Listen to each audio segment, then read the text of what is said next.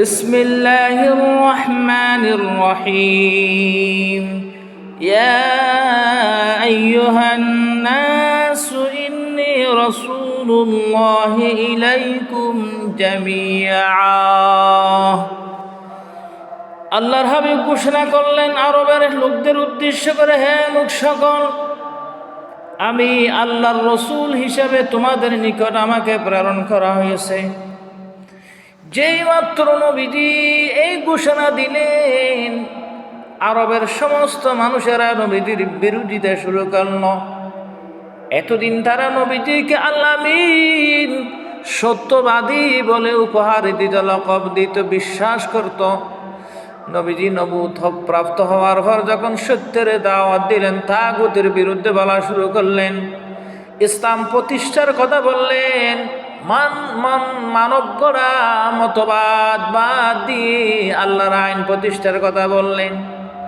তখন এই বিরোধিতা শুরু করলো। আল্লাহ আমিনকে ইজ্জত হানিয়াত, কষ্টদায়ক আচার আচরণ শুরু করতে লাগলো। কারণ প্রত্যেকটা নবীর মিশন ছিল, ইয়া কওমি ইবুদুল্লাহ, হে আমার সম্প্রদায়, তোমরা আল্লাহর ইবাদত করো। মা লাকুম ইন ইলাহিন গায়রু, এই দাওয়াত যখন দিতেন নবীরা, আমাদের নবীজিও ডাক দিলেন আরবের মানুষদেরকে, যারা আলামিনার বিশ্বাসী সত্যবাদী বলতো, তারা এখন নবীকে জাদুকর, নবীজিকে গণক, নবীজিকে মিথ্যাবাদী, নবীজিকে কবি বলে অপবাদ দিতে লাগলো। নাউযু বিল্লাহি মিন যালিক। আল্লাহ তাআলা তার জবাব দিয়েছেন বিভিন্ন কোরআন কারীমের আয়াত দিয়ে। নবীজি বলেন, আল্লাহ তাআলা বলেন, আমার হাবিব পাগল নয়, ওয়া মা আনতা বিমাজনুন, তিনি পাগল নয়, হে নবী আপনি পাগল নন। আল্লাহ তাআলা আর জায়গা বলেন, ফাযাক্কির ওয়া মা আনতা বিনি'মাতি রাব্বিকা বিকাহিনিন ওয়ালা মাজনুন, আমার হাবিবকে আমি তোমাদের নিকট মজনুন বানাই নাই, ঘনক বানাই পাঠাই নাই। ওয়া মা সাহিবুকুম বিমাজনুন, কাফেরদের দাঁত ভাঙ্গা জবাব দিলেন আল্লাহ কোরআন কারীমের মাধ্যমে, ওয়া মা আনতা বিনি'মাতি রাব্বিকা বিমাজনুন। সূরা কলমে আল্লাহ তাআলা ঘোষণা করলেন। সূরা হুজুর আল্লাহ বলেন, ওয়াকালু ইয়া আইয়ুহাল্লাযী নাযালা আলাইহিয যিকর ইন্নাকা লামাজনুন। নবীজি সাল্লাল্লাহু আলাইহি ওয়াসাল্লাম জাদুকর নয়, একথা আল্লাহ তাআলা ঘোষণা করে দিয়েছেন। আকানান নাসি আজাবা আন আওহাইনা ইলা রাজুলিম মিনকুম আন আনদিরিন নাসা ওয়া কাসীরিল্লাযীনা আমানু আন্না লাহুম। আল্লাহ তাআলা বলেন, আমার হাবিবকে আমি জাদুকর বানিয়ে পাঠাই নাই। ক্বালাল কাফিরুনা ইন্না হাযা লাসাহিরুম মুবিন। নবীজিকে আল্লাহ তাআলা জাদুকরও বানান নাই, কবিও বানান নাই, এবং মিথ্যাবাদীও নয়। আল্লাহ তাআলা তাদের দাঁত ভাঙ্গা জবাব দিলেন। আল্লাহ তাআলা বলেন, ওয়ামা আল্লামনাহু আশ-শি'রা ওয়ামা ইয়ানবাগী লাহ, এটা আমি কবি বানাই পাঠাই নাই, এটা হলো স্পষ্ট আমার কোরআন, ইল্লা যিকরুন ওয়া কুরআনুম মুবিন। আল্লাহ তাআলা বিভিন্ন সময়ে তাদের খরা জবাব দিয়েছেন। ইন্নাহু লাকাউলু রাসূলিন কারীম ওয়ামা হুয়া বিকাউলি শাইর ক্বালিলাম মা ইউমিনুন।